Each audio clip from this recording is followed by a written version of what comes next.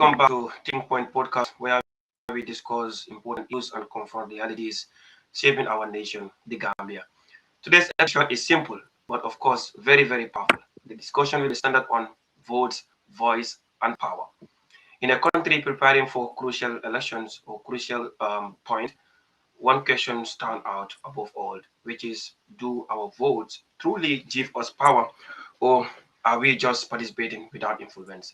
To break this thing down, I am joined by two influential voices in the Gambia. First, a man who has spent over 3 decades speaking truth to power, human rights advocate, good governance expert, and public affairs commentator, Uncle Madi Jobate.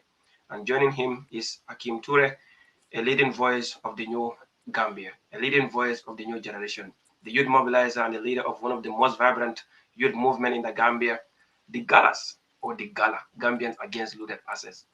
Gentlemen, welcome to Think Point Podcast. Thank Thank you. you. Good to be here. Yeah.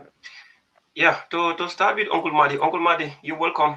Just say hi to our followers in the Gambia and diaspora. Mm, well, greetings to all the audience and everyone following this. I don't know which platforms this is on. I guess it's live as well. I Yeah, see. it's live on Facebook and YouTube Oh, really? simultaneously. Yeah. All right. Okay. Well, greetings to all the folks watching this, and I hope we have a good conversation. I mean, certainly it would have to be where you have Hakim. You know, Hakim is an inspiration, so I'm sure we're gonna have a good conversation, definitely. Yeah, thank you so much, Uncle Madi, for that beautiful intro. And maybe you can raise your voice a bit so that we will be able to hear you loud and clear. Over to you, Akim. Okay. Akim, welcome back. We have had, a briefing before. Yeah, you are right. Once again, thank you, Aliu, and I am saying a very big welcome to for our senior comrade, which is Uncle Madi. Much respect to you, and also good evening to all the audience of Think Point podcast, both on Facebook and also YouTube. Yeah, thank you. Thank you so much, Hakim. Thank you, Uncle Madi. Hakim, I would say this before we start the program. I mean, Uncle Madi is somebody that most of us have been looking from far, especially those of us who are at the university in social sciences. Whenever we have conference at the university law school of law, I remember that was a time we were celebrating Africans Republican Day at the university auditorium. So he has been on top of these issues, and of course, to start the program, Uncle Madi, I will just go straight to the point. After 30 years of observing governance in the Gambia, somebody that has spent almost 3 decades in advocacy, what is the biggest threat to the democracy in the Gambia today? That is, if you are implying we have democracy, you are suggesting we have democracy. Or Hakim, do we have democracy? You know, No, um, from the look I, of things, I don't think so. you know, yeah. I mean, uh, I think the perennial problem ever since has been is leadership. You know, weak leadership, poor leadership, corrupt leadership, and that manifests itself in many ways. I mean, of course, one is self-perpetuating rule.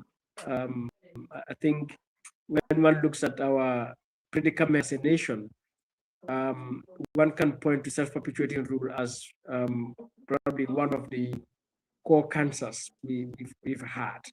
I mean, with all the goodness, one can talk about Jawara as a person, as a decent person, but the fact that he kept in position for that long has not served you know, um, the welfare of the Gambia, and and because of self-perpetuating rule, it gives it fuel to a lot of other things to emerge, whether it's corruption, whether it's human rights violations, whether it's poor service delivery, whether it's inefficiency, and then of course, when all of those things happen, there is no accountability, and so there's no consequence. And so when there is no consequence, then impunity prevails. So, in our case, you can see that impunity manifesting itself in other ways, in fact, arrogance. You can see the arrogance in the public officials. I mean, in the way they talk, in the way they relate with the citizens, in the way they do their job. And I think that's what we've been grappling with ever since, until we get to this point. And so, for me, we are not yet a democracy. We don't have democracy. It's something we've been trying. I'm not sure whether we are really trying to build it. I think, at least for the people, probably are trying to build democracy. That is to claim their rights, to exercise their rights. As today we are having this conversation. But the state of the Gambia has constantly been trying to, suppress rights and freedoms, and therefore democracy. That is democracy in terms of governance, to abide by the rule of law, to open create democratic institutions and allow them to perform accordingly, to respect the separation of powers principle, and so on, so that you can see all throughout our history, attempts being made all the time to flout the rule of law, to flout office, to disregard, court orders and things like that. So I mean, it's a realization I think we all have to come to have at one point, so that we are able to build this thing. Because still now you have a lot of Gambians who want to believe we have democracy, who believe there's no authoritarianism in the Gambia. I mean, that ended with Jammeh. But yeah, I guess at this start I can say this for now. Yeah, I mean, Uncle Martin, knowing what you know, as somebody that have witnessed Jambe's ruling, 22 years of ruling, we all knew how Jambe stifled media. We all knew how Jambe suppressed bar association at some degree, making sure that to do bidding for him. He will hire judges from other part of the world, bring them to the Gambia. They would do ruling as he wishes. We have seen rule of law has not been, been seen in the Gambia for the past 22 years of Jambe's ruling. And now some of you have contributed in shaping, in transitioning Gambia from dictatorship to democracy, defined by oaths, by making sure that you, campaign against the regime for the regime change at some degree. And then you were in front line when it comes to Gambia has decided. Gambia has decided the hope was reforms. I want you to shed light on this. Do you really think that delay in institutional reform is a failure or a strategy? Yeah, or both. I mean, it's a failure certainly, but also a failure that is not as a result of ignorance or lack of capacity. Rather, it is a lack of willingness, a lack of commitment, and to maintain the status quo, therefore. So it becomes a good strategy that you talk about it, security sector reforms or reforms in general, legal institutional reforms, the transitional justice context, you talk about it, but then, in a way that at the end of the day, it is self-serving, so whether it's to just get donors give you funds, but also to maintain yourself there, so that when you look at the whole transitional justice, you look at the nature of the security sector, for example, you look at the police in particular, you can see that whilst we are talking about never again, we are talking about today's April 10 and 11, all right? And what is the thing about April 10 and 11 is police brutality. And now you look at, the incidents of police brutality today, just last week in Sanyang, in Bruford, we saw that. Before that, we saw, in December around there, Umar Baji being killed, in Mandinari. Since 2017, in Faraba, 3 people were shot dead, Serakunda Keba Usman Dabo, was tortured by anti-crime unit leading to his death. Keba Seka, university student, was stabbed. So not to mention, the arbitrary arrest and detention, the tear gassing of people and so on. So, and today we are talking about April 10 and 11, and we are talking about transitional justice. We all had the TRRC hearings, all right, and security reform is set to be taking place. So, why? And the police have got all the necessary support you can imagine from 2017 to date. By CSOs in the Gambia, National Human Rights Commission, but also international partners. I mean, in fact, there was a Malagan report that stated that security sector reform, the amount of money put into it was 7.2 billion by the end of 2025.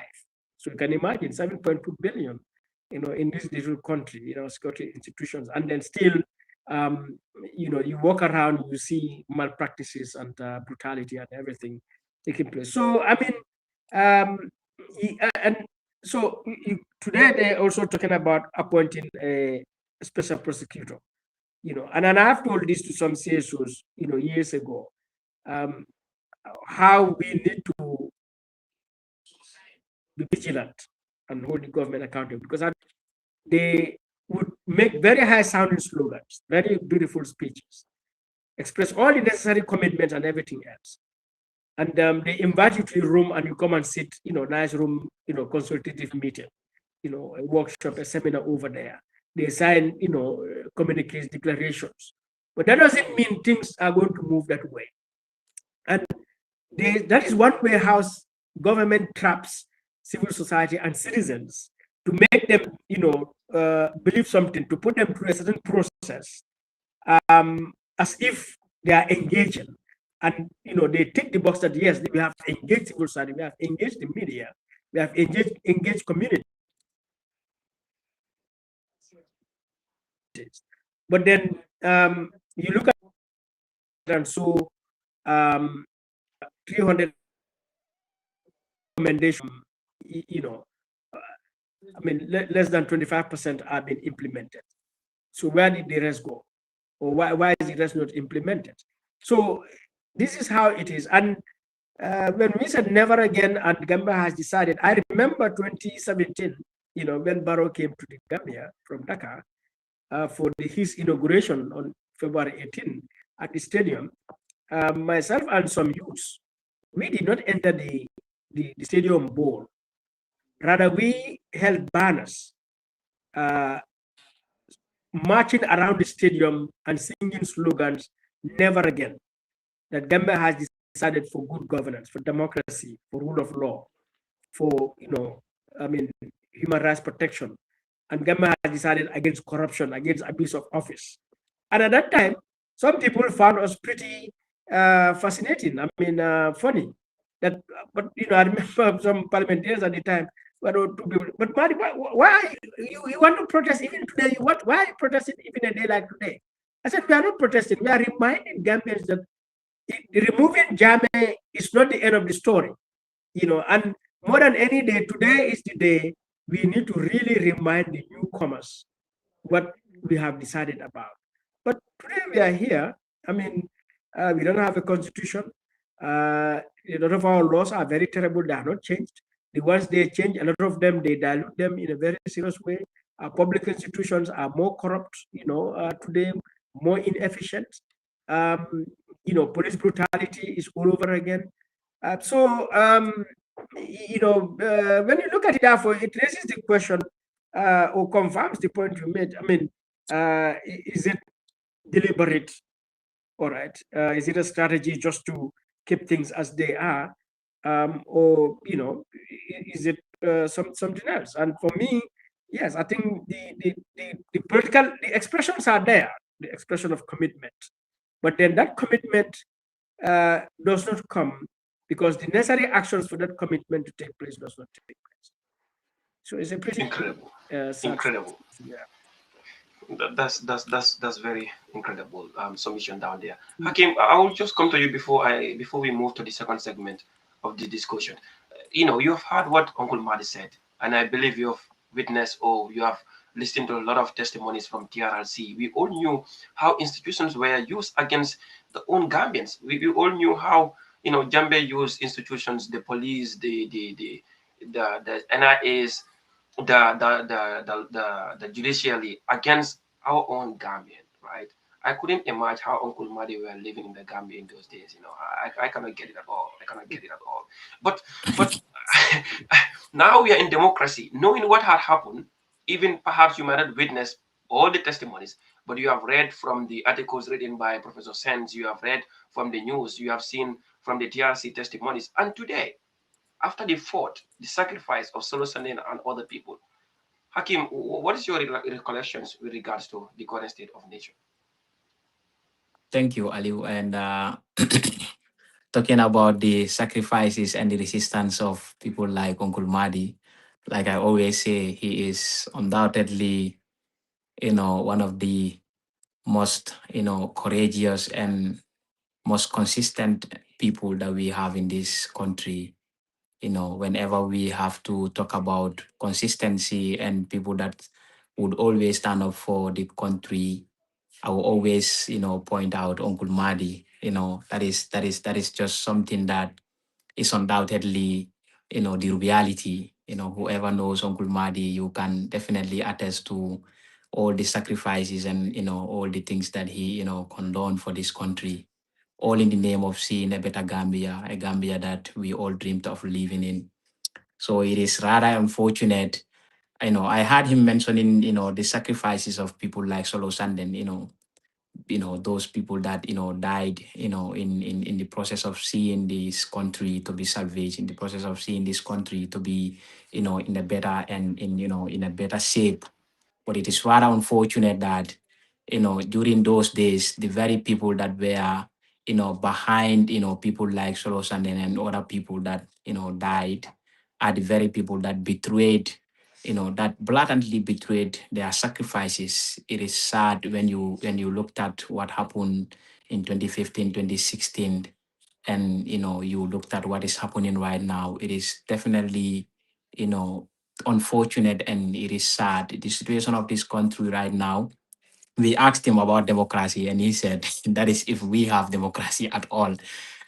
you know but people like me will always say, okay, Gambia voted in for democracy. It was not given to us by Barrow, because he was not the only one who voted out President Jame.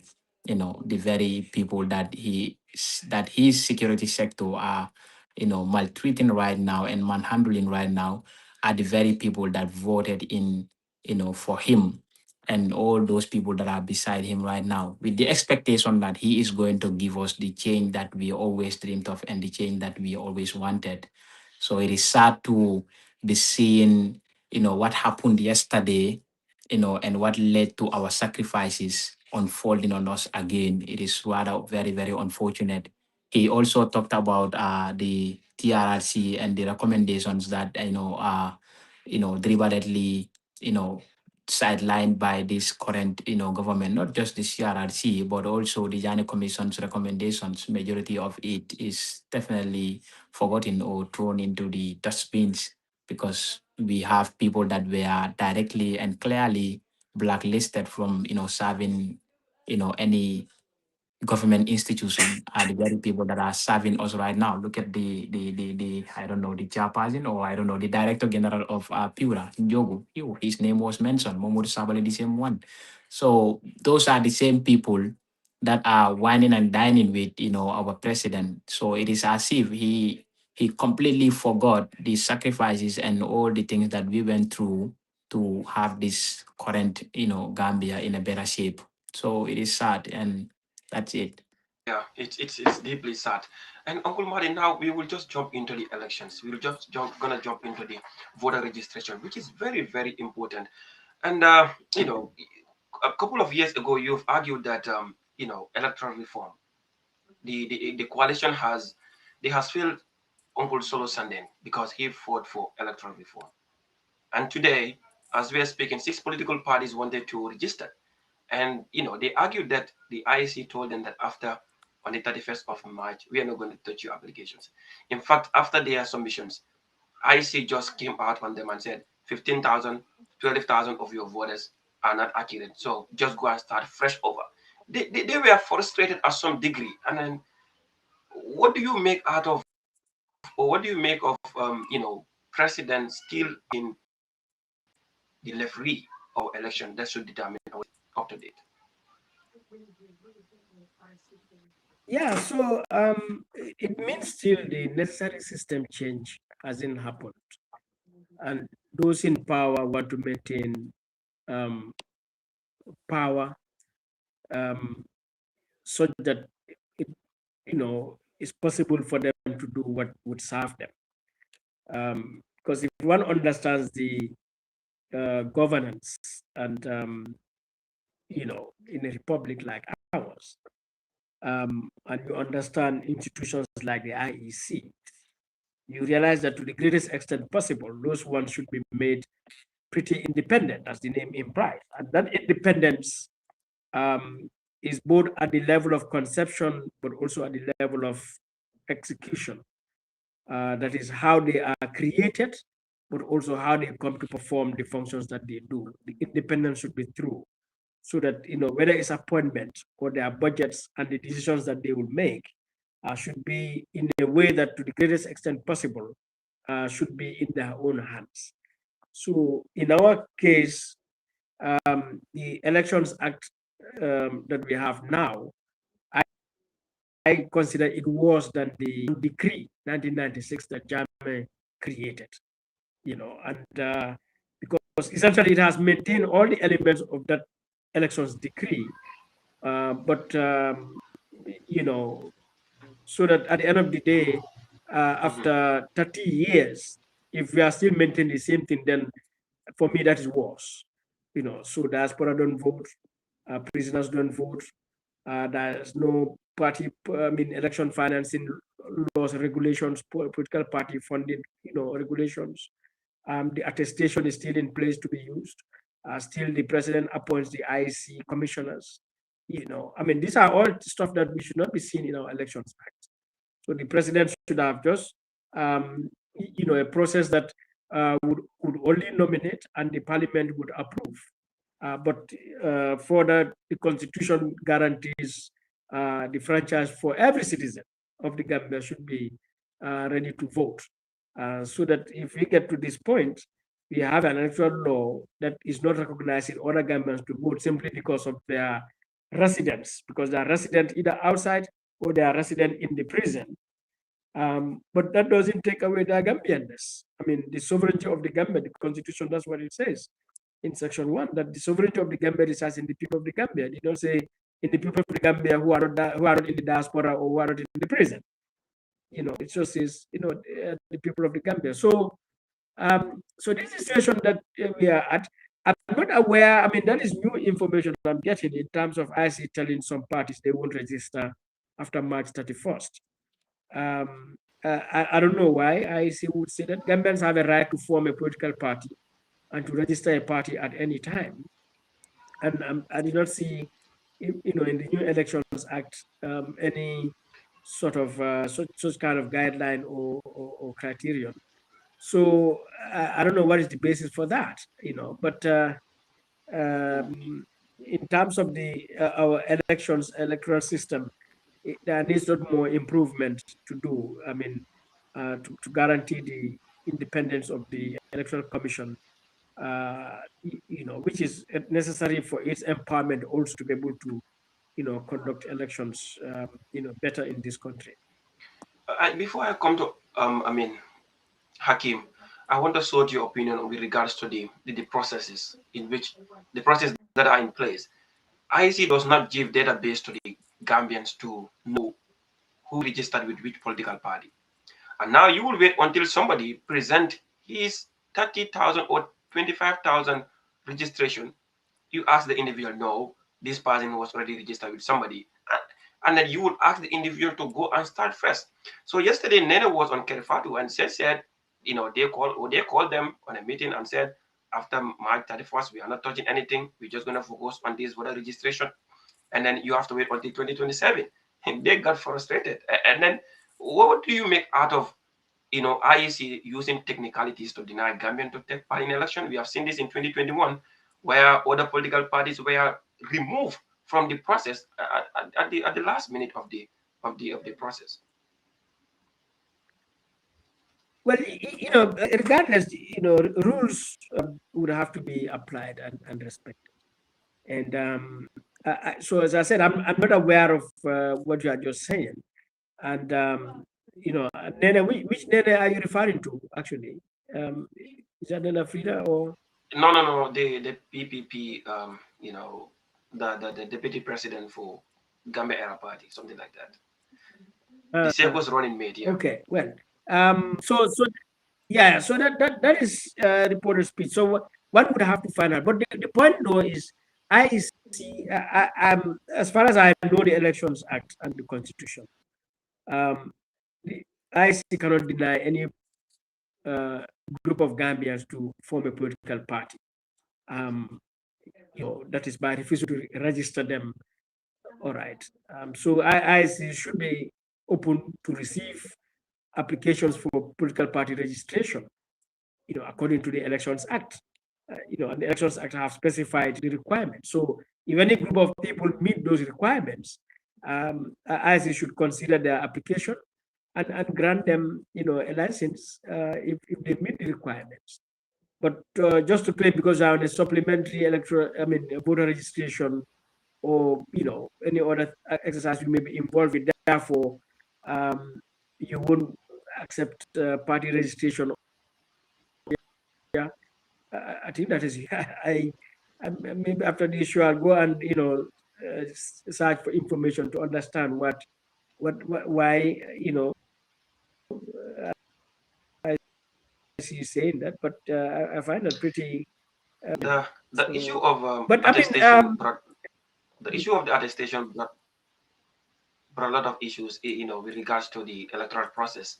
What is your take on that? There are a lot of conflict, a lot of argument with regards to the attestation, because that is the only avenue in which foreigners can actually intervene in our election, which is very, very scary at some point. What's your take on the issues of allowing attestation still to determine you want to get voters card? Yeah, I mean, attestation, so I think Hakim mentioned Solo Sunday or yourself, and my comment some time ago that he's been betrayed. Now, 2012, our opposition parties came together and formed what they call Gambia Opposition for Electoral Reform, GOFA. In 2015, they submitted, I think, a 14-point proposal to the IEC and also copied to the president, even to the AU and other agencies. And those 14 points are, one of them is attestation. That attestation should be abolished because it is prone to abuse. As you said, attestation on the age voters get registered and non-Gambians get registered, and other malpractices around it, people getting multiple cards because of this attestation. So it was one of the points there, just like diaspora voting, just like, term limits, first past the post. So they put so many points to do that. But those political parties that formed the GOFA in 2012 and submitted that proposal in 2015, they came to be the parties that came to power in 2017 in the parliament and in the executive. And until today, they failed to do the things that they had said they would do in 2015, they had proposed. Because from 2017, they have all the powers now, the opportunity to do that, but they failed to do that. And that was what prompted Solo Sunday and compatriots to stand up on April 14, 2016 to protest.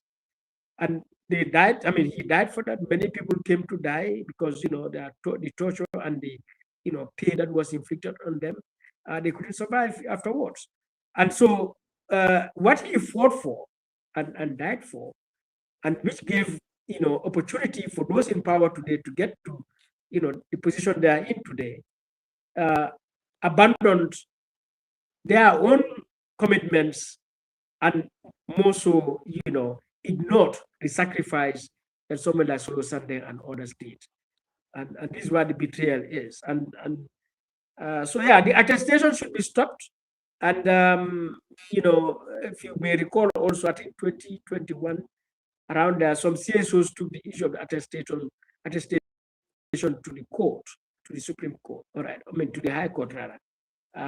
Even though that was mainly focused on Banjul, because the Elections Act says attestation is for the Alcalo, and Banjul doesn't have an Alcalo. Banjul has a mayor, and the court ruled that the mayor of Banjul cannot issue attestation.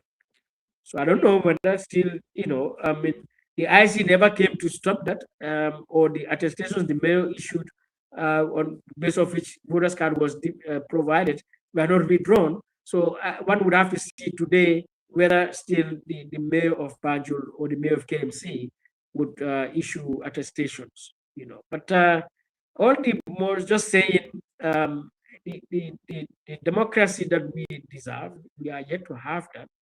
And it's rather, it's rather sad, definitely. Yeah, indeed, yes. So, Hakim, I want to sort your opinions or your reflection, or for you to walk us through, about the what Gala is doing differently to turn youth energy into a real influence. What do you guys doing to make sure that young people get registered? Thank you, Aliu. The fact that we say we are completely apolitical, I think that limits our conversation, when it comes to voting and anything that has to do with, oppositions and also voter registration and all that. But in our individual capacities, I believe, especially me, I've been talking to people to go out and get themselves registered to be able to vote in December 5th, 2026. And also, I am involved in a movement that is created by Bob Keita. I am, one of his organizing committee member. The movement is basically, all about having our youths and supporting youths that want to have their voters card. Even if you want to travel to the provinces to go and register or to go and have your voters card, but transportation is your issue, the movement provides transportation for you. And we've been in that since the starting of Ramadan up till now, up till today. We are in it, and yeah, for me, that is what I am doing. But for Gala, in question, we do not talk about voter registration and all that at all. Yeah. Yeah, Hakim, I believe you guys need to look into that as well. These are civic responsibilities for people to acquire voters card. Yes, you cannot tell them where to vote or what to do, but making sure that they have their voters card at their disposal to go out in numbers. And because it doesn't make sense, we cannot continue shouting.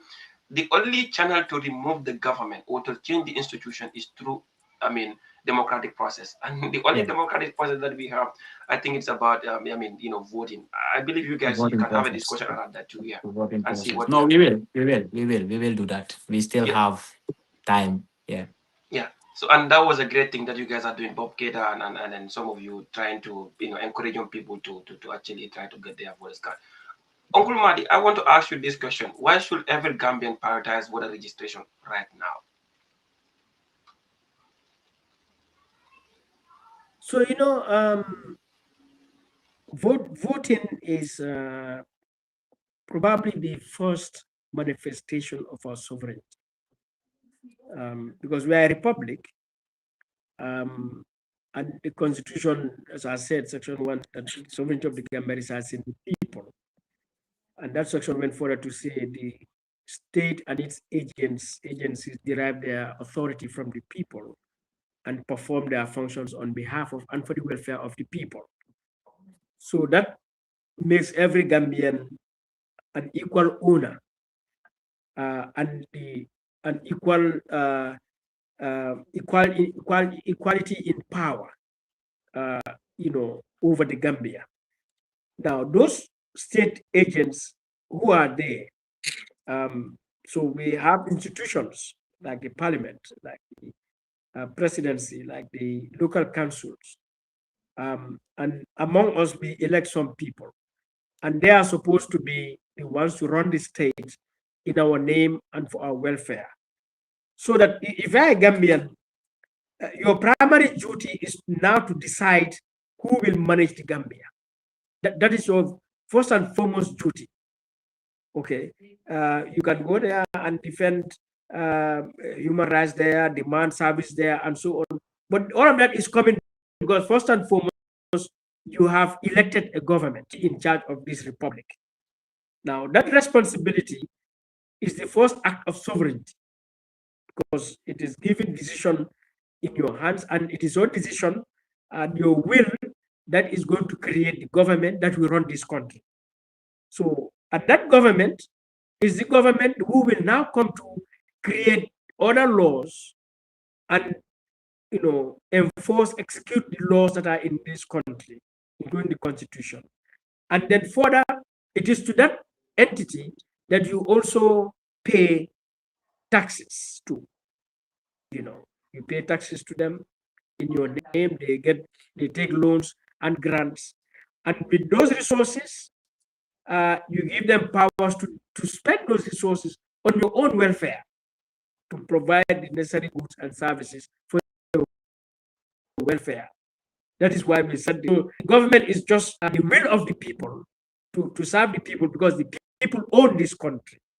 So one has to understand elections from that perspective, so that when we say elections, therefore, it's an act of sovereignty, that you are now in a position to decide who manages your life, today and tomorrow.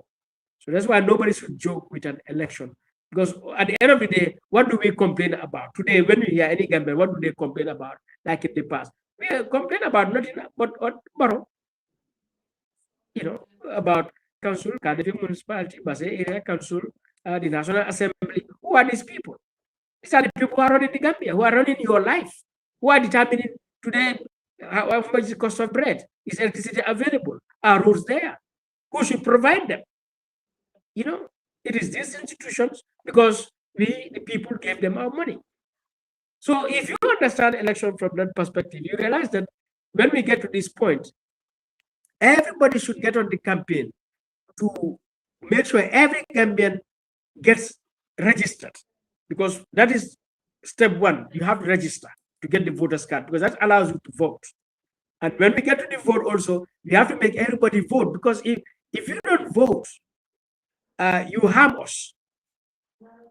Yes, is everybody votes than everybody not to vote, because the likelihood of everybody voting and we getting a better decision is higher than some people not voting.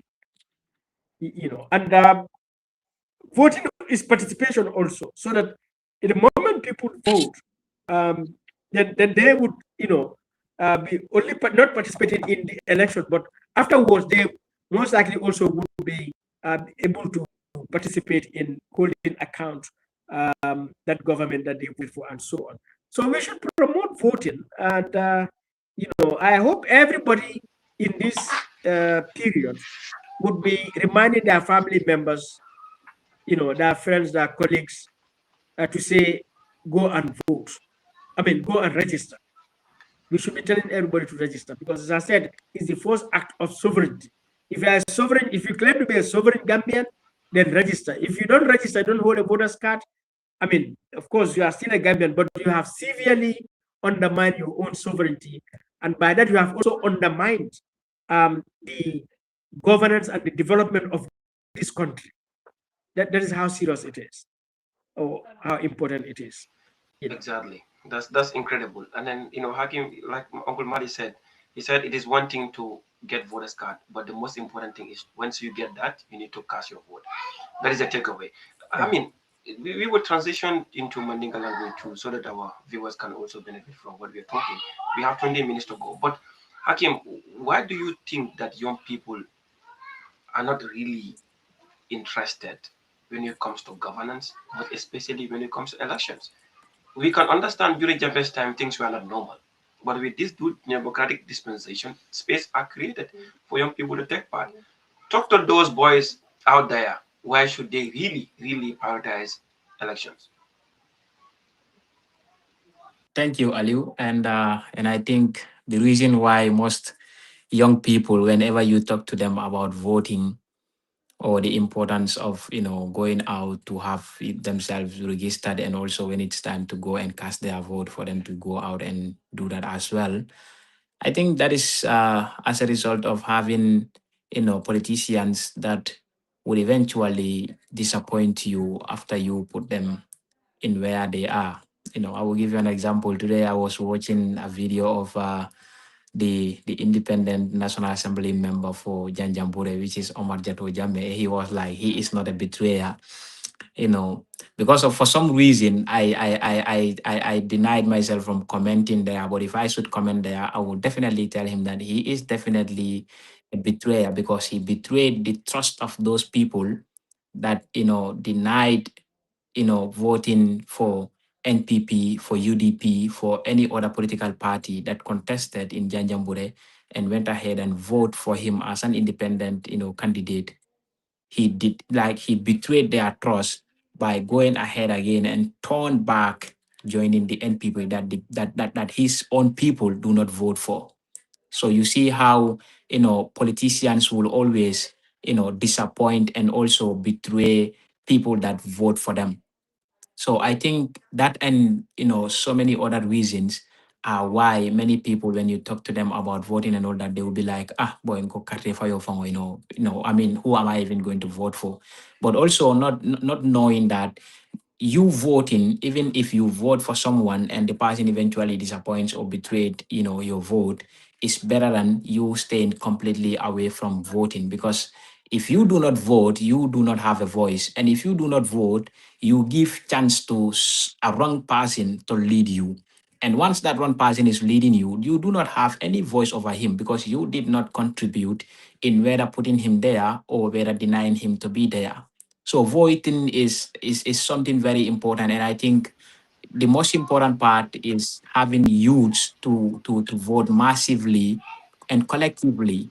I think the sensitization and awareness campaign for voting should really take place in the four corners of this country, because a lot of people Exactly. needs to be aware of how important it is, because Definitely. anybody you vote for, directly or indirectly, is going to decide for your life and livelihood for the next 5 years.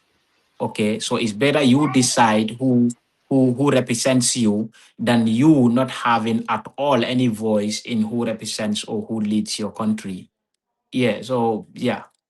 Yeah, that's incredible. But before I go to Uncle Madi, I mean, you will see politicians will be so humble, so calm, down to earth if elections are the corner.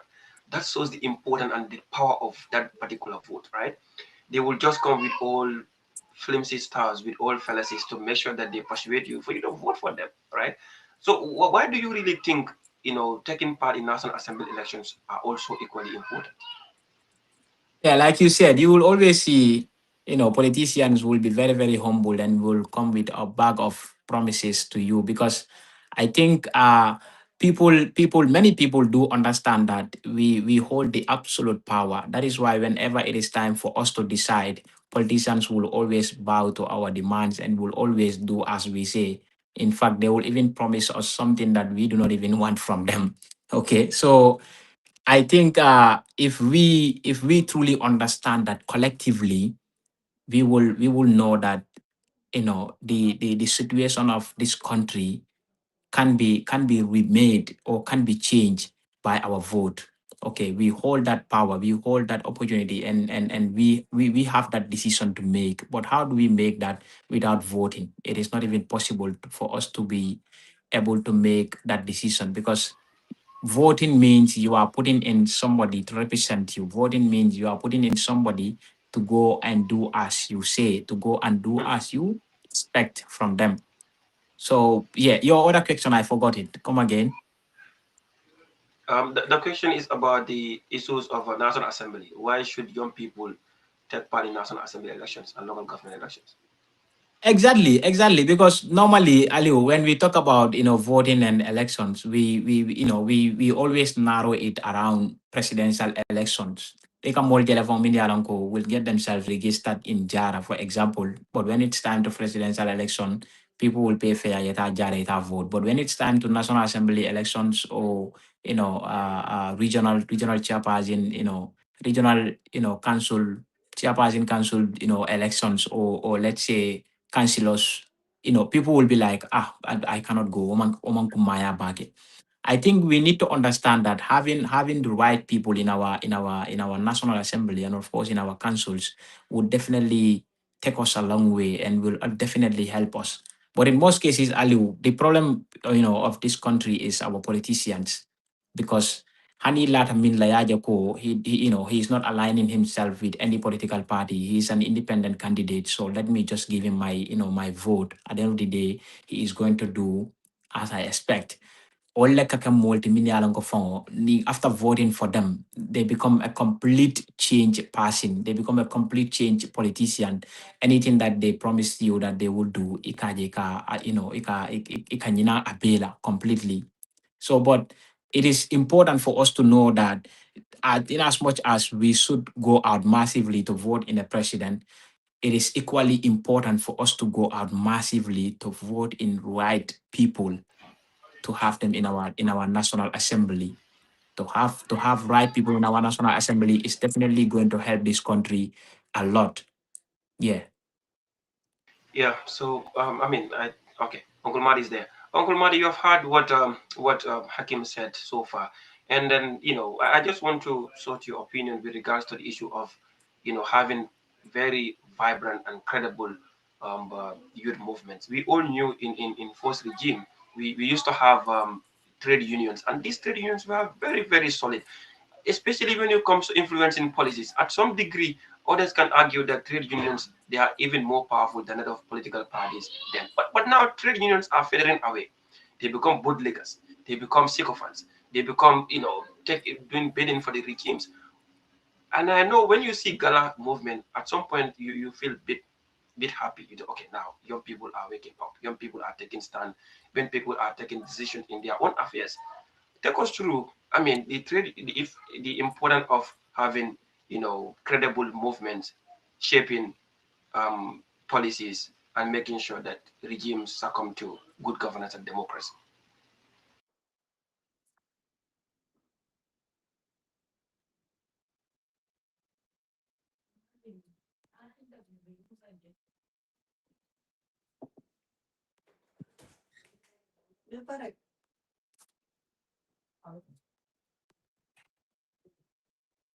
Okay.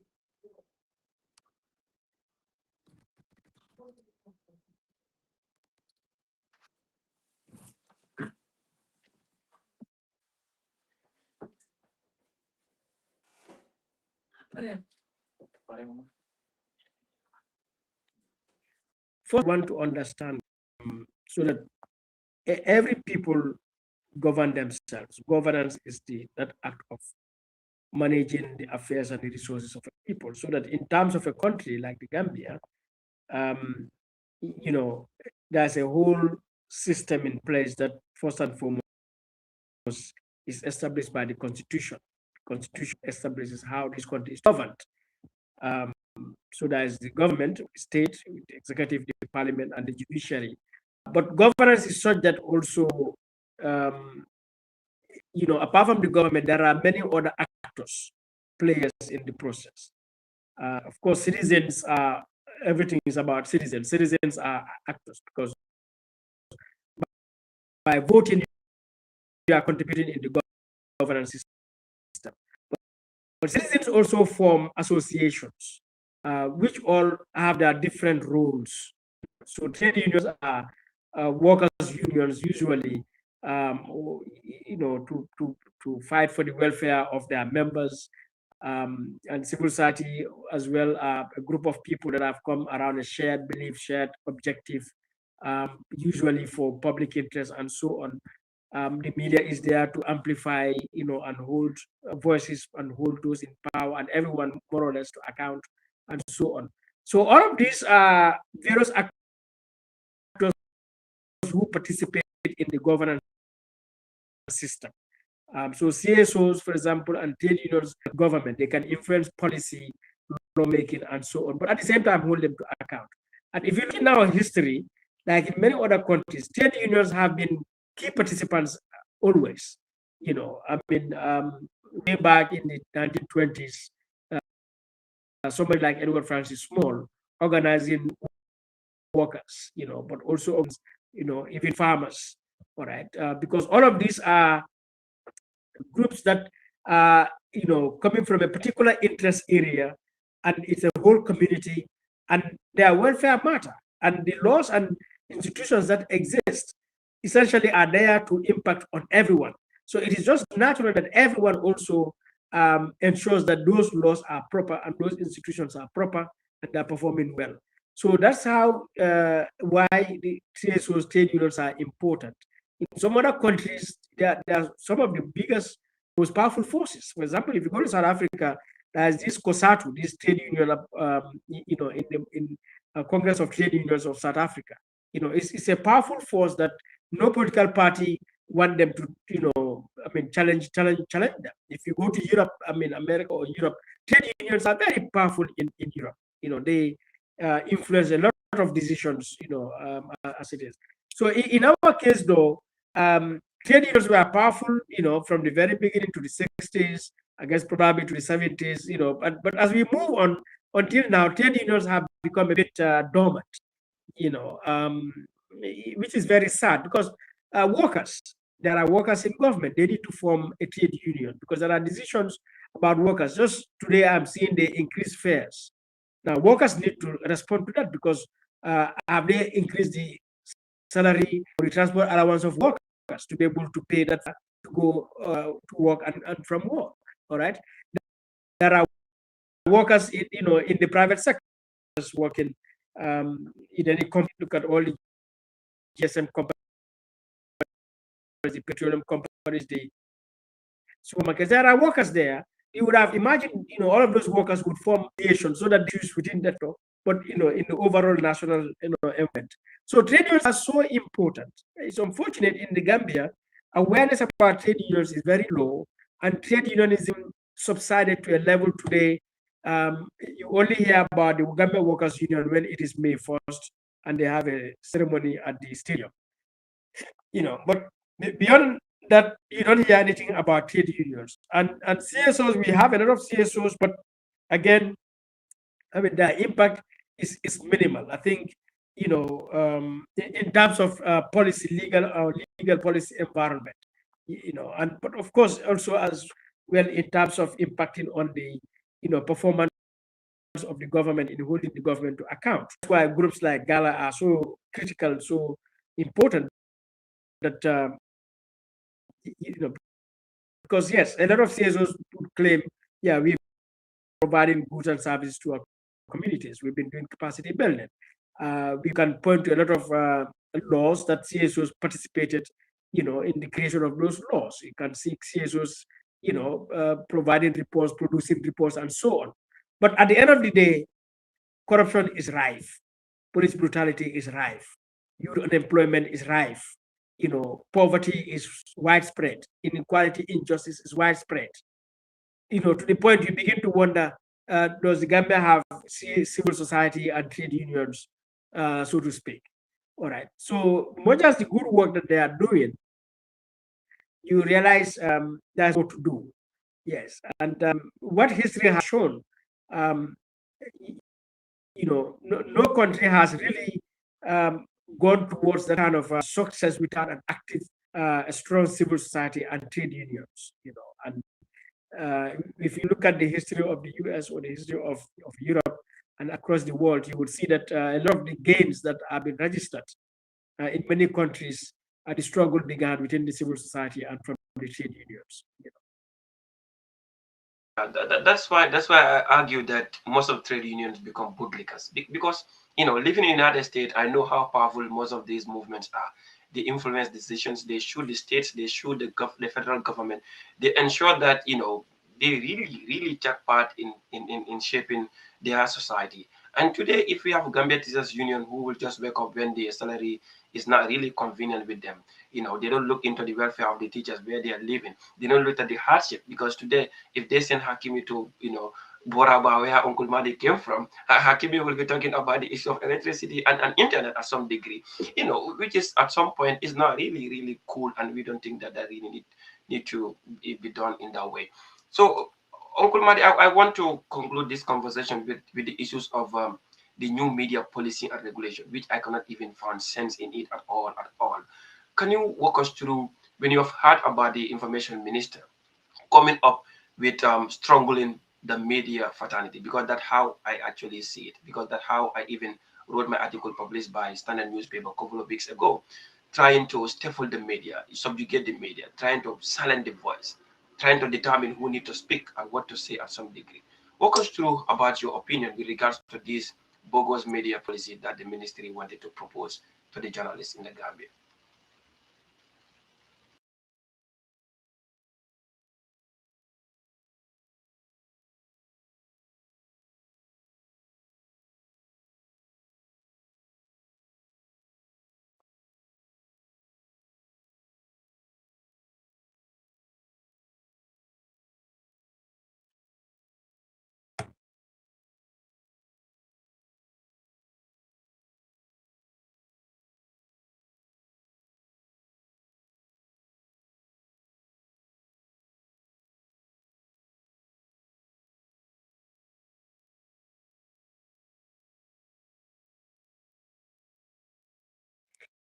Yeah, so as I said at the beginning, one can see all the time how the Gambia government tries to suppress freedoms and rights and undermine democracy while citizens are fighting to make sure democracy stands in this country.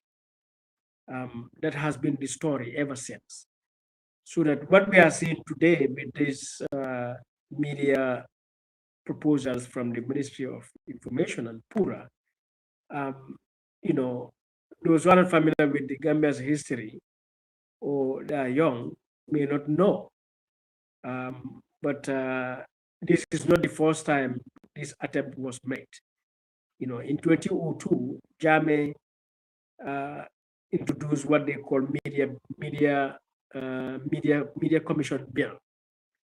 All right, and this media commission bill was intended to create a commission that would act like a high court. It would decide things on its own. So it registers, media houses and can, if you don't register, it can close you down. I mean, if you violate any of the requirements, they can close you down or fail to renew your registration. It was such a draconian piece of legislation that at the time, media chiefs, fought against it, led by people like Nina Hydra, um, in 2002, it was passed. All right.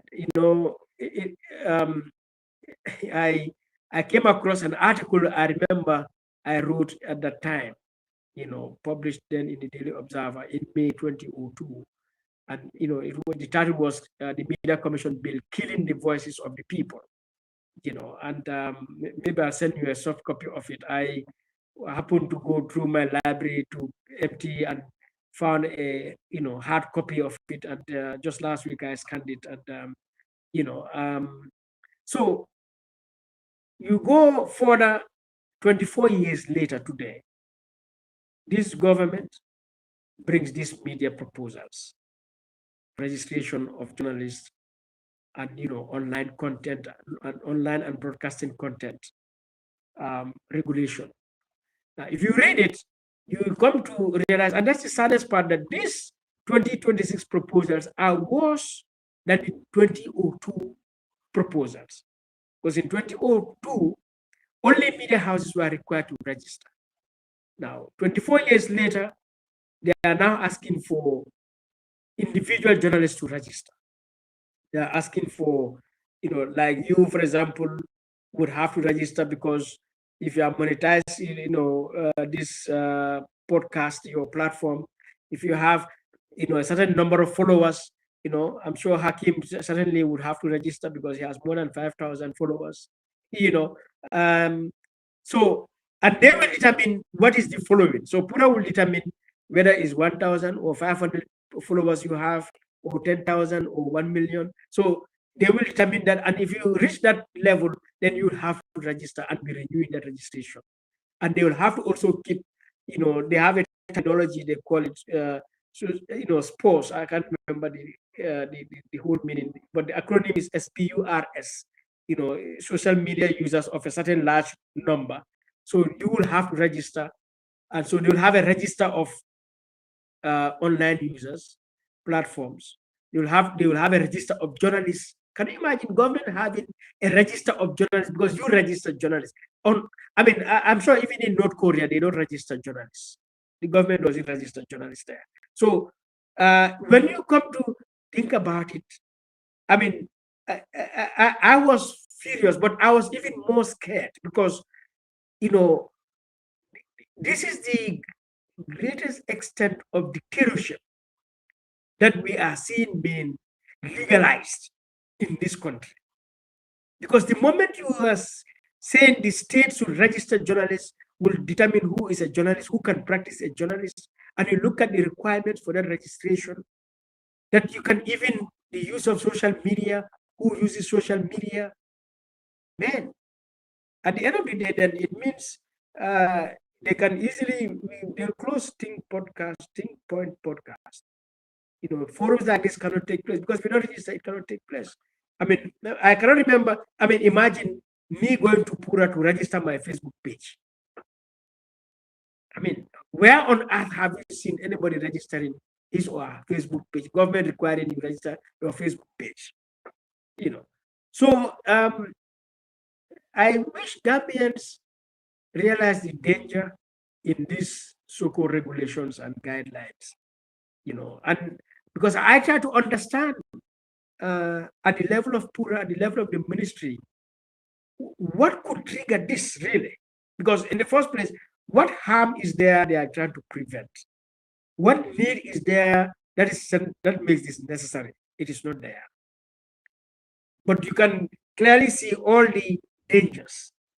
And so I try to imagine, how did this idea go to their heads in the first place? How? Are these people even Gambians? Are they human beings? Because I don't think even a human being should have these kind of ideas, honestly. Because we are practically seizing the sovereignty of Gambians. This is scandalous. So it's unbelievable. But this is the agenda, this is what they want to do. And I hope every Gambian, every civil society organization, every trade union, every media house, all right, every political party, every business would speak up and say no to this. Yeah. If 2002, a Gambian stood up against it, took the matter to court, the Supreme Court, repealed it, said, it should be. If that could happen in 2002, now we have a worse, proposal. It is not only unacceptable, it's intolerable. But this is where we are,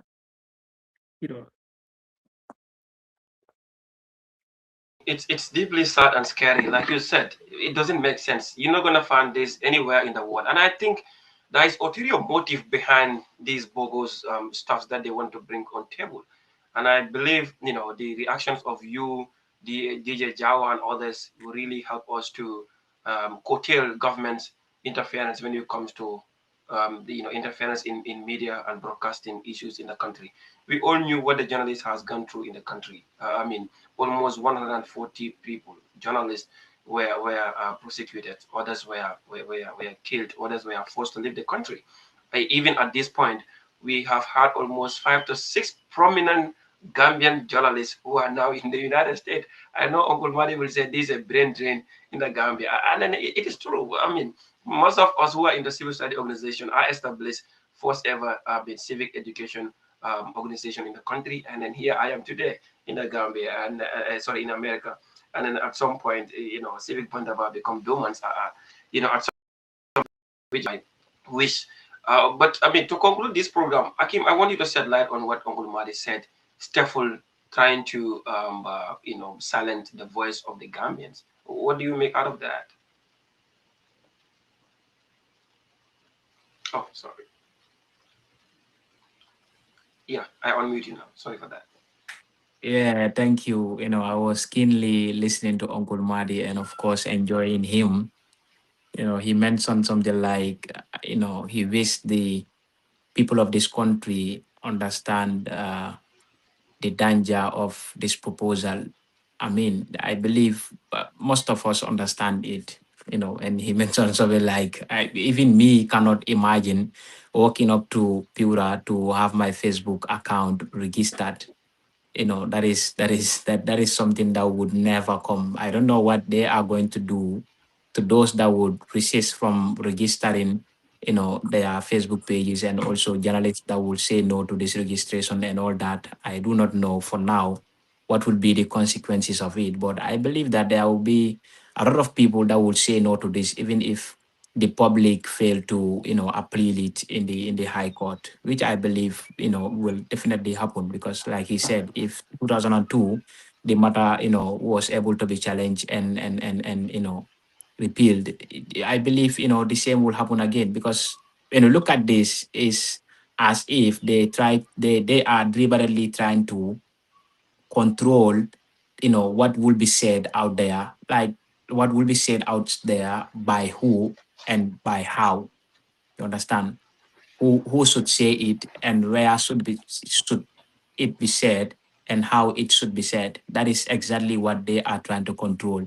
When if this thing happens to be in place, people like us and people like many people like us will not be able to say a lot of things that will be happening in the country. It is going to be as if you have seized our right and our freedom of expression. You have seized it deliberately. But why do you even have to do that? What are they trying to avoid in the coming years or in the coming months? We are approaching election, and you came up with this thing. So this is a very big question that needs to be answered by them. Why now, and what are they trying to avoid in the coming months or in the coming years? So before Yeah, that, let's just see what happens here. yeah, Hakim. So you can just give your last statement there. I mean, what would be your last statement for the Gambians and those who are watching us right now? Particularly the youths, because we are people that will always need youths behind us. Are people that will always need the reaction of our youths to make sure we take charge in this country. We take charge the affairs of this country, because the future of any country belongs to its youth. Okay, but we can only claim this if we uniquely understand and also accept that we own this country, and its future, however, depends in our hands, and we can only have a better future if we make today better. So let's use always understand that, and let's try and unite and have a better country in the future. Yeah. Incredible, Hakim. Uncle Madi, what will be your last statement to the Gambians and those of who are watching us right now in the Gambia and all around the world? And we will really love to have you again sometime. Yeah. Then I think it is to remind Gambians that the Gambia we have is the Gambia we create, we accept. So that if it is a good Gambia, that is the Gambia we want. If it is bad, that is the Gambia we want. And having been independent for 60 years, I don't think any Gambian should be at a loss as to where this Gambia stands, really. Um, so that each and every one of us need to ask ourselves, are we satisfied with this Gambia or not? And if you feel you are not satisfied, then stand up to make sure you get the Gambia you deserve. If you feel you are satisfied with the Gambia as it is going, well, continue on your path. But I think somebody like me and Hakim, we are not satisfied with this Gambia. No, Gambia is decadent. This Gambia is backward. This Gambia is corrupt. This Gambia is unjust. And we need to, dismantle this Gambia and create a better Gambia that we deserve. There is no reason, absolutely no reason, why we should be at the state that we are in. We should have been far, far, far ahead of this, the quality of our life, the quality of our infrastructure, the quality of our services, the quality of our governance, the quality of our development should have been, 1 million times more than what it is. And we are in this situation.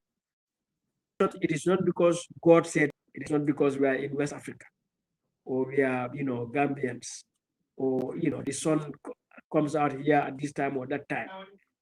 We are in this situation because one, we have a leadership that has failed this country, but also a citizenship that has failed to perform their citizenship duty to themselves.